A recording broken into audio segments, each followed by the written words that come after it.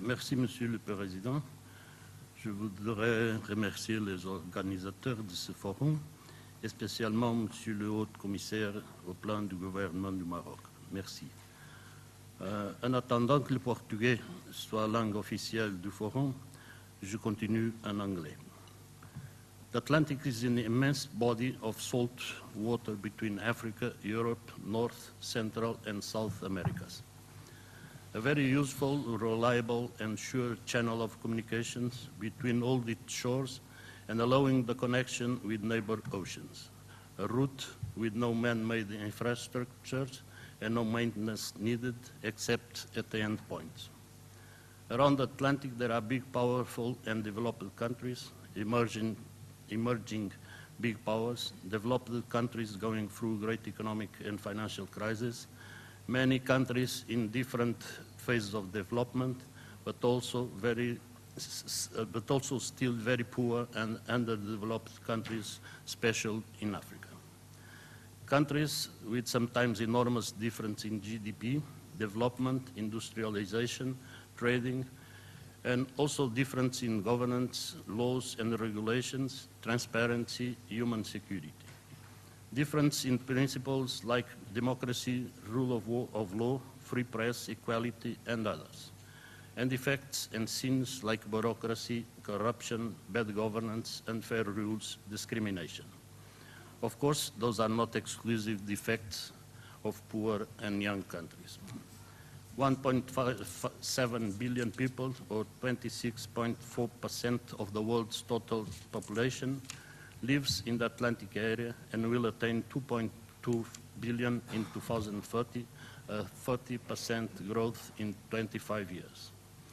Of course, there are also great differences between populations of the different continents if we see through the lens of poverty, employment, education, health, use of computers, and the other index.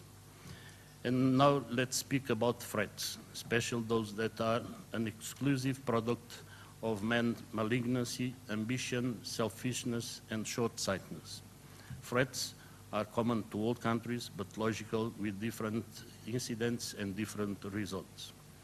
The principal ones are IUU fishing, trafficking and smuggling, piracy, terrorism, bunkering, and dumping of nuclear toxic wastes. But if threats are important, found vulnerabilities must not be neglected. Let's see.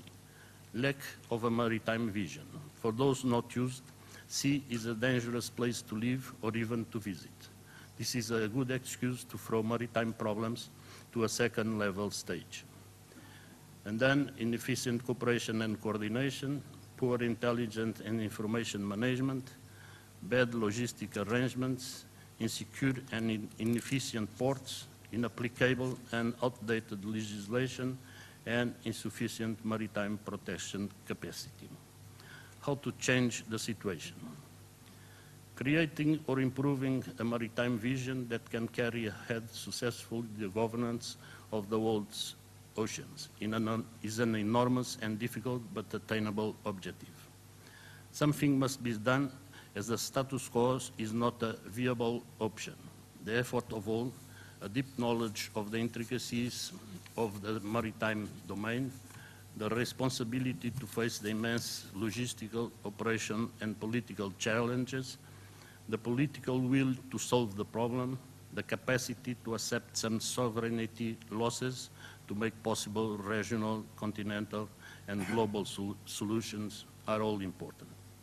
But also important to develop strategic plans at each level of decision, national, regional, continental, and global, in this case for all the Atlantic area.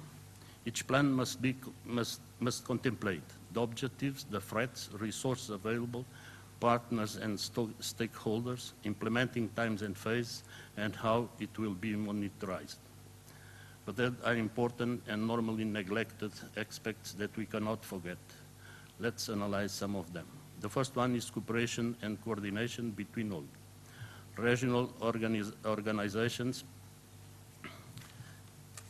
international agencies, commercial entities, and bilateral partners could play a crucial role, but their efforts will have limited utility if they are not well coordinated and consistent with the needs. But cooperation must be seen in the interests of all and not in the interests of a few. In Africa, we feel the need of international cooperation of foreign powers. But when asking help, we must be aware that those foreign powers answering our demand have their own interests, and these are their main driving force. Sometimes more than in legitimate interests interfere in the war against crime.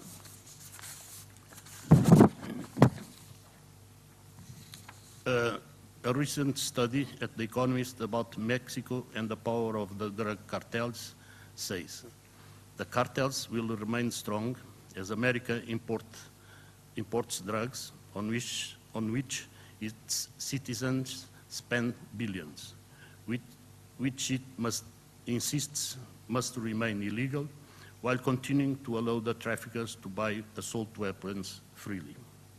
Coordination and collaboration are essential as the security challenges are felt within individual countries, but the illicit networks behind these threats are typical transnational in nature. Addressing these threats, therefore, will require dramatically strengthened international coordination. Situation awareness in the maritime domain requires the coordinated effort of all countries. Accordingly, regional and global cooperation must transit from policy and intent to action. Another important aspect is information and intelligence sharing. States are well suited to be central repositories of information, but many times this information is not shared by all, even by different ministries and agencies belonging to a same state. As crime acts normally on the transnational level, interstate intelligence coordination is essential. The last problem is the sharing of resources. A report released in 2007 by the Free Maritime Service of the United States with the title, "A Cooperation Strategy for the 21st Century Sea Power," says, no one nation has the resources required to provide safety and security throughout the entire maritime domain. Increasingly, governments, non-governmental organizations, international organizations, and the private sector will form partnerships of common interest to counter emerging threats. This idea, coming from the world's most powerful country, is sufficiently explicit to explain that the fight against the main maritime threats would only have a successful end if all countries concerned with the problem do share the resources needed to solve the problem: ships, aircraft, weapons, personnel, training, equipment, information, money. Without this sharing, threats and their owners will win the war. Thank you very much.